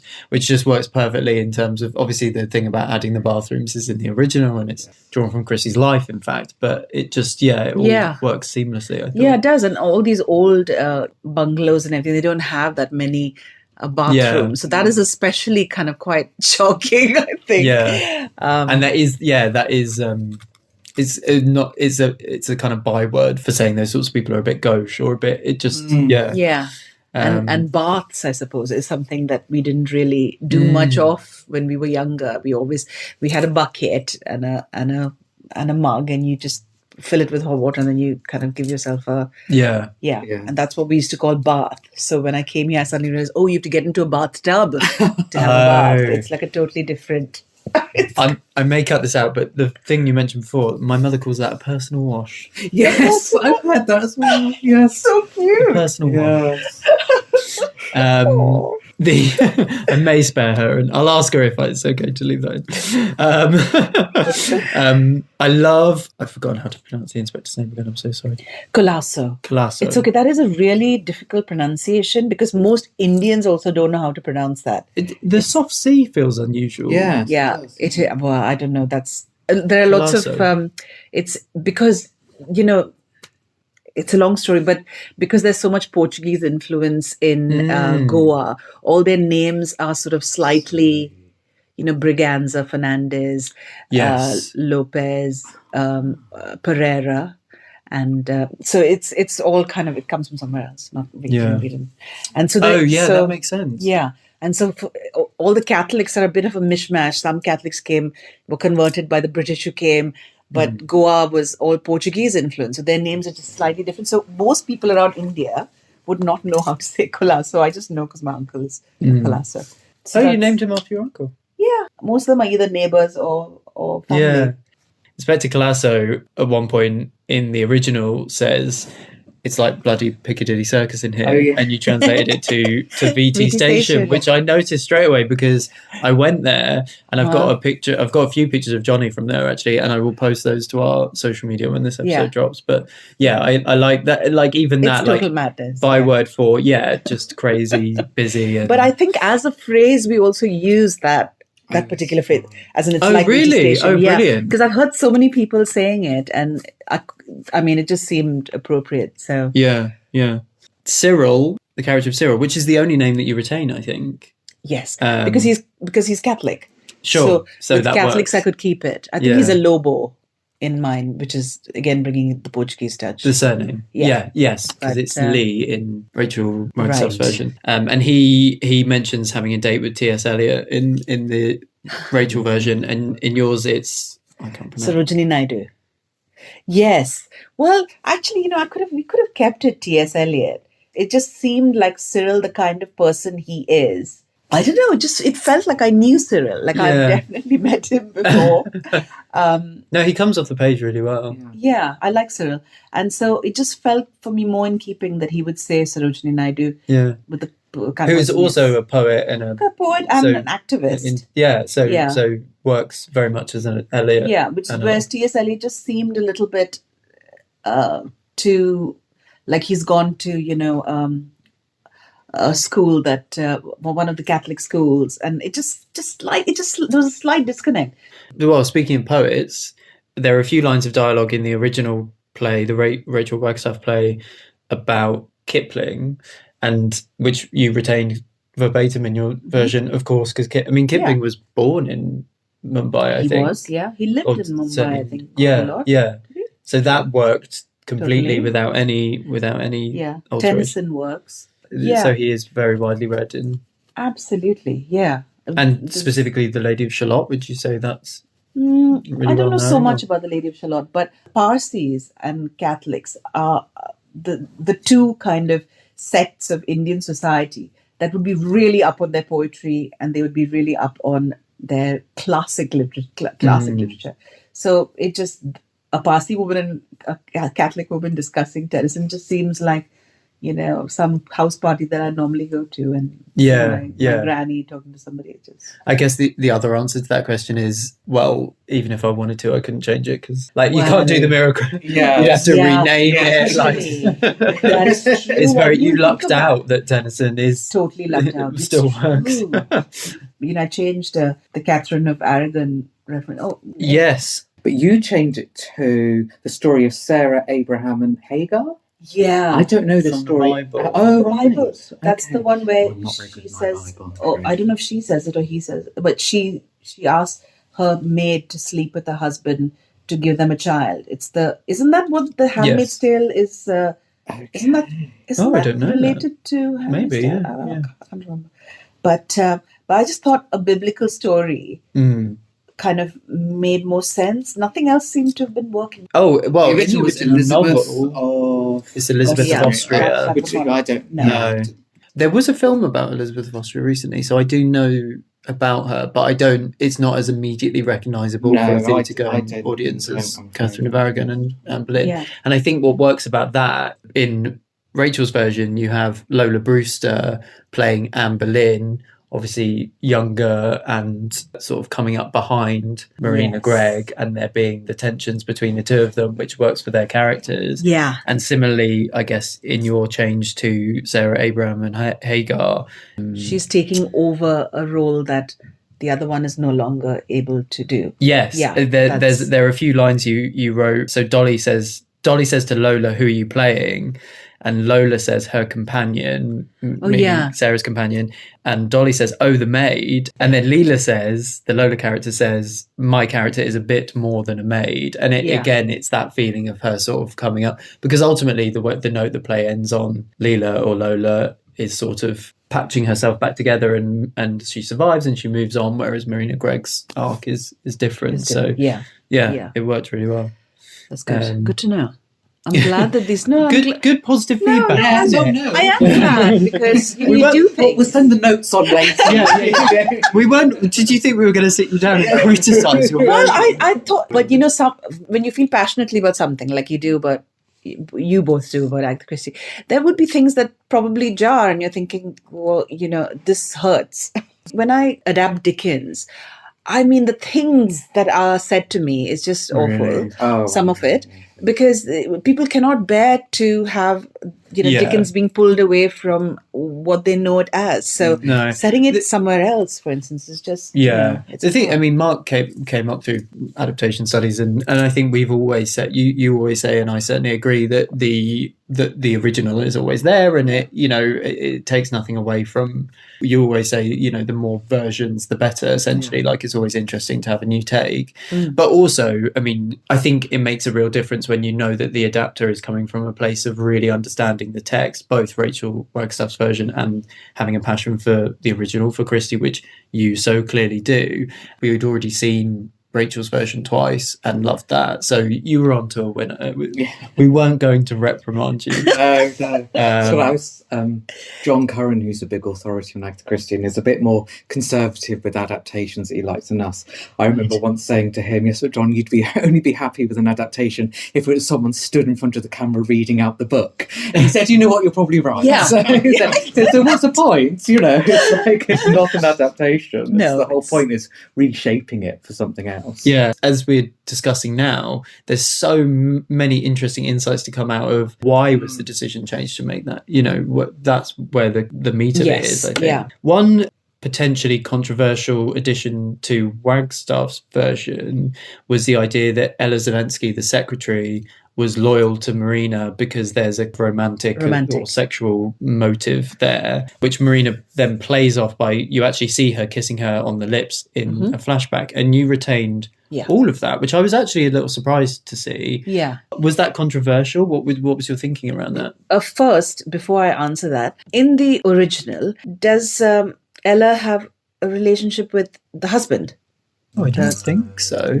I didn't even hesitate to change it or anything because we do. I mean, there are gay people in India. You know that. I know. I was there recently. I mean, we do. No, but I mean, sadly, I'm sure that aspect of Rachel's version has been controversial in certain circles of Agatha Christie fans in this country. So I don't mean. I just mean, did you feel like its inclusion was provocative at all, or is that? Well, I suppose because she is a Muslim character in mine, that is a little more sort of on the edge of controversial. But that's life. I mean, and in the theatre, we are allowed to say things that are not able to say anywhere else. Well, you'd hope, in India, especially in India. I think that's important. And you have so many political figures and newspapers and people who rile against, anything that does not fit with their idea of what India should be. And a lot of noise is created. But in theatre, you feel relatively safe to say something. And I think it struck me seeing the version that we saw last week. That is what really villainized Marina for me, which is strange to say because obviously she kills 3 people and is kind of terrible. But that in particular, I think is because she leads her on so fully and Ella's so innocent. That almost hurts more than the fact she was going to poison her with her inhaler. It's more explicitly manipulative. Maybe it was the way it was played, but it did. So it works on a narrative level away from just wanting to insert gaze, which is one of the problems that some Christie adaptations have. So Hilda or Heather, she's promoted from St. John Ambulance volunteer to now the head of St. Anthony's Hospital charity. So that's like a position in society, a change. Whereas she could be very overlooked in society when it is in the sort of Wagstaff and the original novel. Yeah, that elevates her a bit. Was that deliberate? I didn't mean to elevate her, to be honest. It's just in my head when I see Goa and I think of the hospitals and I think of ambulances, I just don't see her. I don't see her in that position. I see a lot of men, they just look different in my head. So for me, the person that Hilda is would be it's a small hospital. I didn't mean to make her like she's not some sort of very rich person. But is that what it sounds like? Oh no! And again, this isn't a criticism. No. There's There's the hospital that I saw in Goa, but it was just a friend of mine who was very high, and I took him to hospital, and he was freaking out. And so I saw this hospital in my head, and it was a small little place where they just deal with people who are too high to function, and it goes Right. a bit like that, a bit sleepy. Now that makes sense. Now that makes sense. That doesn't make also any just sense. the But old also that lady makes sits sense. at the back. It's tying it into your equivalent of the development, which is that part of that particular subculture in Goa. So it does make sense as a translation. It was just an interesting, because I guess when you say head of a hospital here, it sounds like a different thing. Yeah, although it is a charity hospital, isn't it? You specifically say it's Charity a charity. hospital, So yeah. no, it works. Okay, good. One tweak I thought really worked. I may be controversial in saying I think it improves on the original. If you ask me, I don't know if Mark agrees. But your Gurmeet, your Giuseppe character. So there's a few lines when we introduce him. You say he's Mamta's personal assistant, and then Colosso says, "What's the difference between a secretary and a personal assistant?" Meaning Gurpreet and Iram is mine, Iram, but Ella in the original. or Ella, yeah. And Jay, as in Jason Rudd, says Iram manages our work. Gurmeet does everything else. He's her cook, driver, bodyguard, and spot boy all rolled into one. He'd do her makeup and hair if you let him.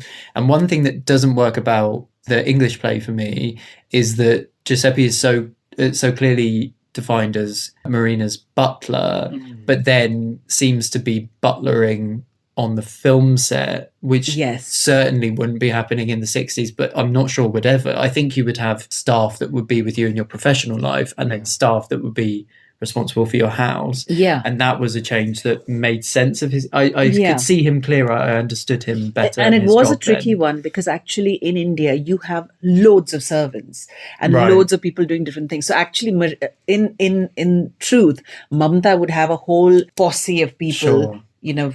makeup, this, that, and everything. But I wanted her especially to have this one person who's so devoted to her that he would do everything if you gave him a chance. Obviously, she has those people. Yes. But and that's in his character. So that does make so sense. it did. Angela Lansbury and Elizabeth Taylor don't really share a scene. They certainly don't share dialogue, which the play manages to fix quite nicely in having that really quite strong conclusion, because it always feels like there's something a bit missing if you don't get Miss Marple actually meeting the murderer. Yeah. Which is why... But it's important to connect them, isn't it? Yeah. Because of their... And that's why yours and Rachel's decision to forefront that maternal thread works, because that's what they have in common. They have very different experiences around that stuff, but do you know what I mean? That's what they have in common. the tie that binds them, yeah. I've said this before, but I remember though when we reread The Mirror Cracked for the podcast, I was really struck by how little Marina is actually physically in it. And I wonder if the Angela Lansbury film suffers just because of the weight of that from the original book. And that is something that both these play versions avoid. Marina is more present in both of them. Yeah. I mean, I couldn't remember the book actually now, because you go through so many versions of something. Yeah. Well, I think you think she's in it more because what you hear about her is really vivid, and she is a very memorable character. There's obviously a lot of skill in the way that Christie crafts her. Yeah. But in terms of actually, she's on the page when obviously the crucial scene with the daiquiris, and then she's not seen again until I want to say 60 pages. it's like 50 or 60 Till the pages. light falls on her, probably. And then she's around for that, and then she is barely in the end. Most of that happens off page as well. It's Jason Rudd. It's all Jason Rudd sort of reporting back. So Carmo, the central drug of the story, is Mandrax in your version. Yeah. And it's we've talked about this at length on the podcast.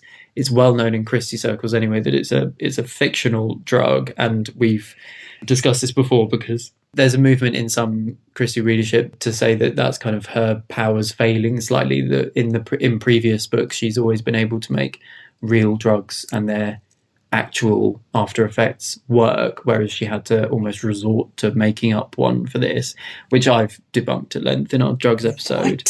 But what was really interesting about your Mandrax is that you retained the idea that that it helps you chill out. But you cut, so in the English, in the Rachel Wagstaff version, and indeed from the book, they say Carmo peps you up and calms you down. Yeah. And you cut the peps you up.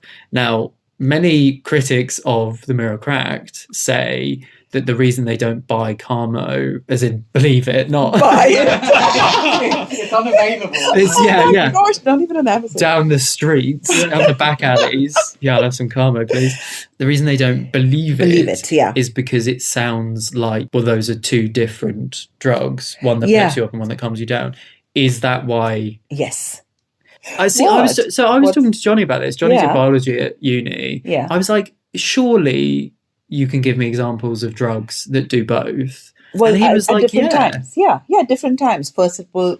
Well, sort of- even alcohol Actually, yeah. peps you up to begin with. The most common drug there is, really, that it peps you up to begin with, and then it knocks you out. Yeah, sure. You then get It sleepy. was just better for our purposes that the drug Yes. was only one that calmed you down. I mean, it was just better for the whole, for the piece. To be fair, you More only see in these two play versions, it's only spoken about being taken when somebody wants to calm down. Yes, it is. Nobody Yeah. goes, oh, I need energy to get through this party. Yeah, it doesn't Let me take sound some like- Calmo." MDMA or something. It's not that No. kind of... I can understand that narratively it's easy just to go, that's what it does, especially because we don't, like you say, really see it. Yes, And not like especially we because see... calm is in the name. Exactly, Not in your yeah, name, yeah. but in Yeah. the other name. Yeah, and we It's don't... not called Peppo. and we didn't see Hilda sort of like breaking out into dancing when she No. dies. Well, She maybe just that's dies. what she does down the charity hospital. Because as we know, the charity hospital is hers to do what she likes Yeah. with because she's the head. She's there, after all. And when she's bringing all these people who are high, she's just taking it off them. Yeah. I'll look think after it Yeah. for you. So at the end, She goes off stage to say, can I sort my Yeah. face out before you take me away? Yes. And then Jason says, can I go and see her? Yeah. And the inspector says yes. Mhm. And then he comes back and it's heavily implied that he assisted some her way. in some way. yeah. I think it's fair to Is that say. your reading? I mean, what was your thinking, if you can remember? How involved?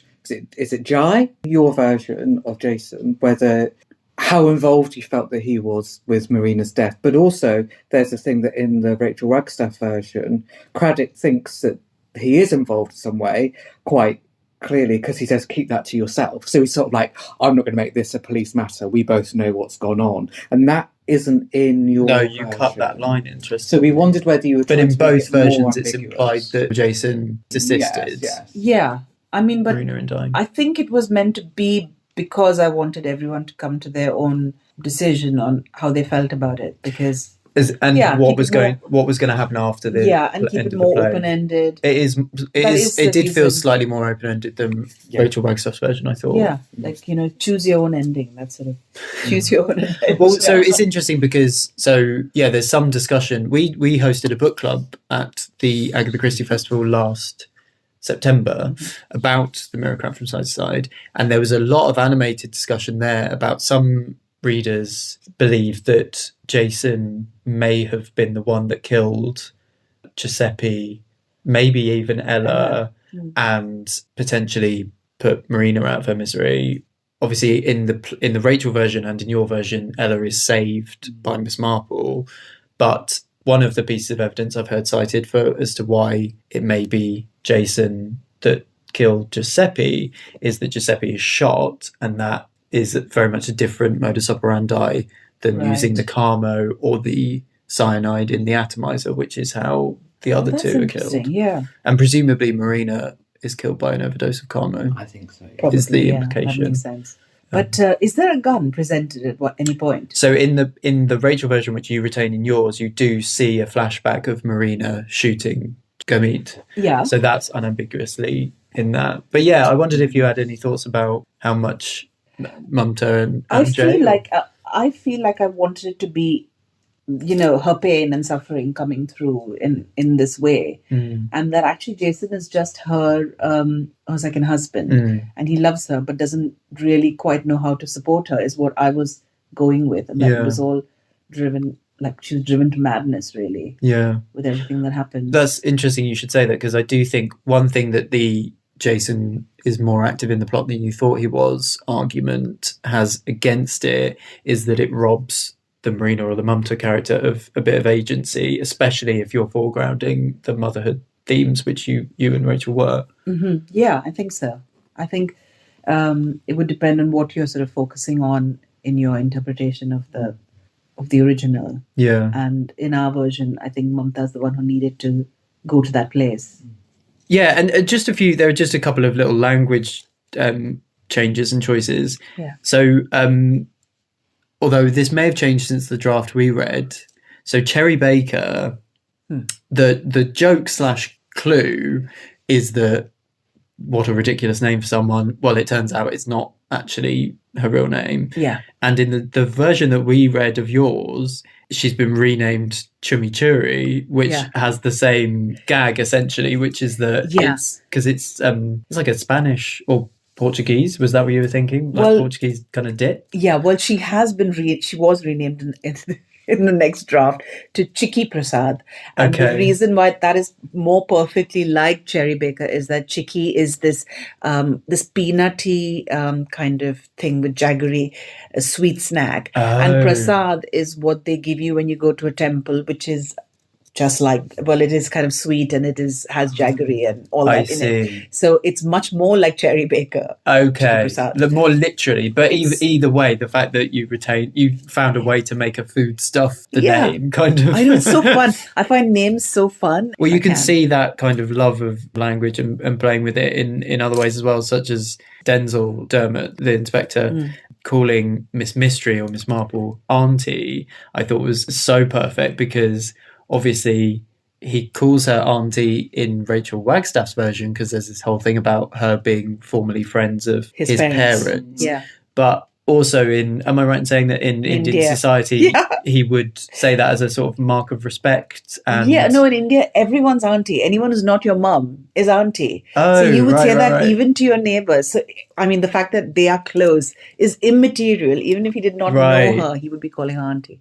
So Chumi or Chiki, so that's Cherry's character, calling Miss Mystery Memsab? Memsab, yeah. Memsab. Yeah, if you work for somebody, then that you call them madam. Yeah. But so that's, but also is there sort of like a motherly thing in that? No, not in etymology? Memsab. No, not in Memsab. But that's a sign of respect. It is a sign, or Madam G sometimes. Yeah. Did I read, correct me if I'm wrong, but would you normally use that for a married woman though? Yes, but it has become a bit generic. So you would say that to anybody you work for. Right. Yeah. But that's kind of extra interesting because, obviously Miss Marple and Miss Mystery she's a famously, and her not being married, not having this lover is made a crucial spine of this version. This particular story, Mirror Cracked, has been adapted quite a few times. So there have been a couple of Japanese versions for TV. South Korea's done it for TV. Indian films, we're saying, as well as, of course, the play version, both your Indian one and the original Rachel Wagstaff. Do you think there's any particular reason why Mirror Cracked works so well for adaptation? Because there are 66 Agatha Christie mystery novels, and this one seems to crop up more often than your average. Internationally. Certainly internationally. Yeah. Oh, I didn't know that. Why do you think that is the case? I think there are so many analogues. You don't have to reach too hard to find the parallels because ultimately it's about different. Reach, okay? You sound like it was totally like I didn't have any so work to do. lazy. She's obviously Muslim. Find and replace. Yeah. Okay, I guess there are lots of stratas of society in different cultures. Exactly. So therefore And that's the central spine of the piece. Miss Marple, this is the first book in which we hear about the development, and that is the original backdrop. One of the working titles was The Development Murder. That's the kind of instigator of the idea, and that is very, very translatable. Yeah. And couple that with fame. Every culture has a conception of fame or notoriety. I think that's a big part. I think that it's got that really unusual mix of glamour which is great for adaptation, for screen and stage adaptations from the film studio. But also, you get to have your cake and eat it because it's also St. Mary Mead. Yeah. You've got St. Mary Mead with a Hollywood film star or Bollywood film star, with the film studio and everything that everyone's coming. Yeah. And the tension therein, which is ultimately what makes good storytelling, right? The two poles kind of colliding. If you watch those, and I won't name them, but perhaps long-running mystery shows on TV, how often do they have a story which is a film crew comes to the village? Maybe that's another then, because it's kind of a staple of the genre now. I doubt it was when Christie. But like, it's very interesting because when outsiders come to your little village, what happens? It's almost like a fear of being invaded. And that happens with the development and with the Bollywood crew. It's all about change and about, not being able to understand what these new things that are coming in are doing to your life. And I suppose that is what... and about suspicion, which is fundamentally what whodunits and thrillers are built on. Yeah. Perfect recipe to take anywhere in the world.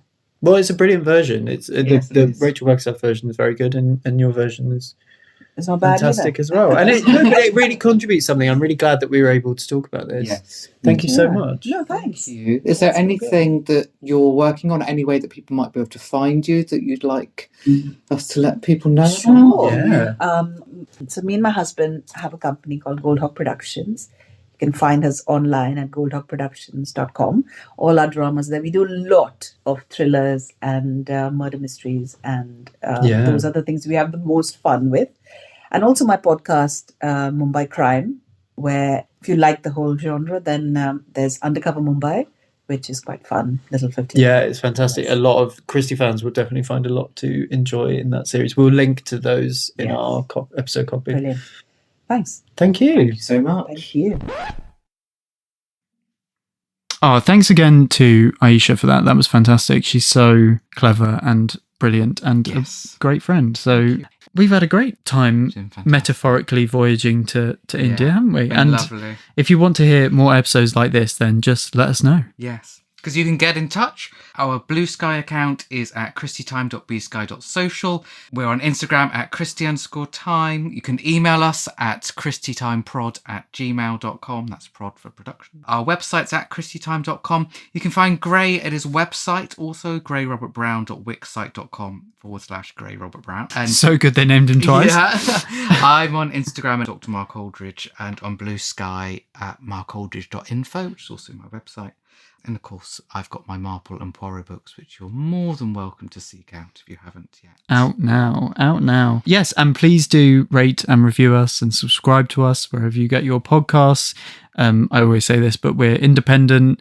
We do it for the love of it. We are literally just the two of us sat in your office, my study, surrounded by your Murder, She Wrote merchandise. Yes. So yes, that really helps us out. And thank you, and bye-bye. Bye-bye. Keep swinging. That's the first time we've actually done it in time. First time we both remembered to do it. Yeah. Usually it's that. Thanks for listening, my Christie Wallers. The Swinging Christies is a Christie Time project by Dr. Mark Aldridge and Gray Robert Brown. This episode was recorded on the 18th of January 2025. Our artwork was designed by Bartlett Studio, and our music is by Dar Golan.